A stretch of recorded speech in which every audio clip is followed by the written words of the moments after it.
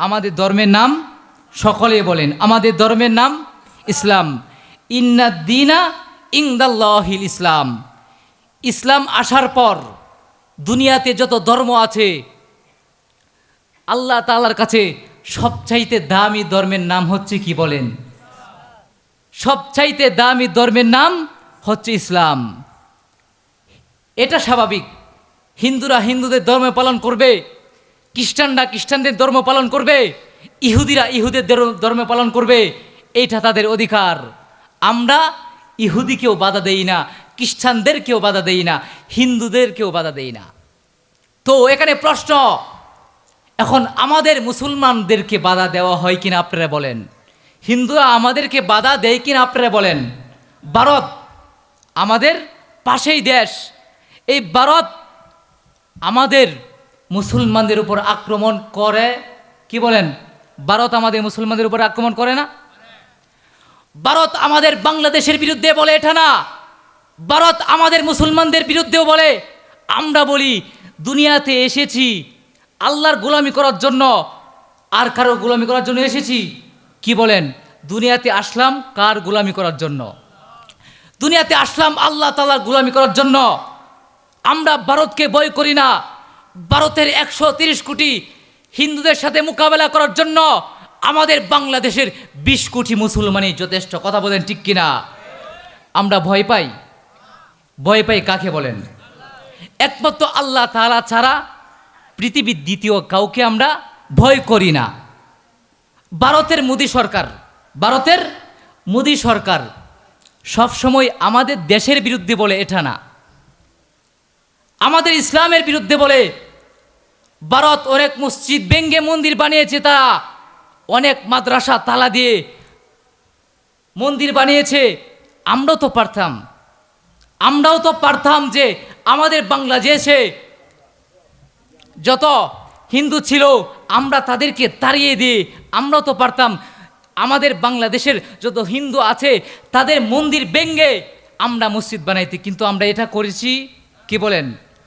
আজ পর্যন্ত কোনোদিন শুনেছেন কোনো মুসলমান মন্দির ভেঙ্গে মসজিদ বানাইছে? আপনারা শুনেছেন? শুনেন নাই। ভারতের কুজ নিয়ে দেখবেন, এই ভারতের মোদী সরকার আমাদের মুসলমানদের উপর আক্রমণ করে হাজার হাজার মাদ্রাসা, হাজার হাজার মসজিদ ভেঙ্গে তারা মন্দির বানাইছে। এটা হচ্ছে ভারতের প্ল্যান। ভারত চায় না যে তাদের দেশে মুসলমানরা বসবাস করুক। দেখেন আমাদের বাংলাদেশে অধিকাংশ মানুষ মুসলমান। তো এই পর্যন্ত আমরা কোনোদিন হিন্দুদের উপর আক্রমণ করেছি? কোনোদিন করি নাই। তো ভারত সবসময় আমাদের মুসলমানদের বিরুদ্ধে কথা বলে। তো আমার আলোচনা অন্যদিকে, সেই জন্য আর সেই পর্যায়ে যাচ্ছি না। আমি যে আলোচনা করতে চেয়েছিলাম, আল্লাহ কি বলে দেখেন, ওয়াকরনা ফি বুয়ুতিকুন্না ওয়ালা তাবাররুজনা তাবাররুজাল জাহিলিয়াতিল উলা।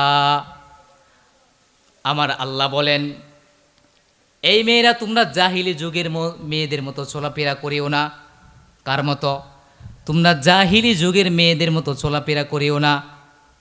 আদম আলাইহিস সালাম যখন জান্নাত থেকে বের হয়ে গেলেন, জান্নাত থেকে বের হয়ে যাওয়ার পর আদম আলাইহিস সালাম যখন দুনিয়াতে আসলেন, তিনি তার লজ্জাস্থানকে ঢাকার জন্য বড় বড় 3টি পাতা নিলেন। কয়টি? আদম আলাইহিস সালাম যখন জান্নাত থেকে বের হয়ে দুনিয়াতে আসলেন, বড় বড় 3টি পাতা নিলেন। এজন্যই আমরা পুরুষ জাতি যখন দুনিয়া থেকে বিদায় নিয়ে চলে যাই, এন্তেকাল করি, তখন আমাদের কাফনের কাপড় কয়টি? আমাদের কাফনের কাপড় 3টি। হাওয়া আলাইহিস সালাম যখন জান্নাত থেকে বের হয়ে দুনিয়াতে আসলেন, আসার পর তিনি তার লজ্জাস্থানকে ঢাকার জন্যে, তার লজ্জাস্থানকে হেফাজত করার জন্য বড় বড় 5টি পাতা ব্যবহার করলেন। কয়টি? হাওয়া আলাইহিস সালাম বড় বড় 5টি পাতা ব্যবহার করলেন। এজন্যই কোনো নারী যদি দুনিয়া থেকে চলে যায়, তাহলে ওই নারীর কাফনের কাপড় কয়টি? 5টি। কিন্তু কোথা থেকে জানি চলে আসলো 3 পিস। কি পিস বলেন? আমার ওয়াজ কিন্তু পর্দা সম্পর্কে। কোথা থেকে চলে আসলো? থ্রি পিস, তারপরে আবার কি টু পিস, এখন নাকি চলে ওয়ান পিস। কি বলেন, এখন নাকি চলে ওয়ান পিস। আমার আল্লাহ বলে, নারীরা তোমরা জাহিলি যুগের মেয়েদের মতো চলাফেরা করবা না, কিন্তু বর্তমান মেয়েরা পর্দা করে। কি বলেন, সারাদিন বেপর্দাভাবে ঘোরাফেরা করে, ঠিক কিনা? দেখো জল জল করছে নবীর হাদিসের বাণী, পর্দা ছাড়া নারী তুমি হবে জাহান্নামী। কোথায় যাবে? আপনারা কথা বলেন না কেন? পর্দা ছাড়া নারীরা কোথায় যাবে?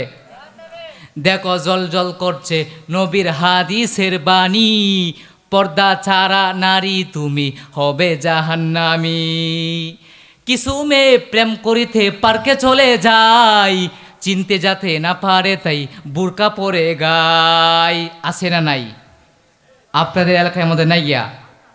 কি বলেন, আছে না নাই? কিছু মেয়ে প্রেম করিতে পার্কে চলে যায়, চিনতে যাতে না পারে তাই বুরকা পরে গায়। বুরকা নিয়ে চিটিং করছো শয়তানের নানি, পর্দা ছাড়া নারী তুমি হবে জাহান্নামী, পর্দা ছাড়া নারী তুমি হবে জাহান্নামী। চকলেট যদি কুলা থাকে মাসি যে ছাঠে, তারই মাঝে ডাকা চকলেট হেফাজতে তাকে, ঠিক কিনা? চকলেট যদি কুলা থাকে মাসি যে ছাঠে, তারই মাঝে ডাকা চকলেট হেফাজতে তাকে। কুলা মেলা চললে নারী তাকে না না, কুলা মেলা চললে নারী তাকে না দামি, পর্দা ছাড়া নারী তুমি হবে জাহান্নামী, পর্দা ছাড়া নারী তুমি হবে জাহান্নামী। এখন আপনারা বলেন, আমাদের মা বোনরা যদি পর্দা না করে জান্নাতে যাবে নাকি জাহান্নামে যাবে? আপনারা বলেন, আমাদের মা বোনরা যদি পর্দা না করে, আল্লাহ বলেছেন জাহিলি যুগের মেয়েদের মতো চলাফেরা করিও না, কিন্তু বর্তমান মেয়েদের অবস্থা দেখলে মনে হয় তারা জাহিলি যুগকেও হার মানাইয়া দিবে। কথা বলে ঠিক কিনা?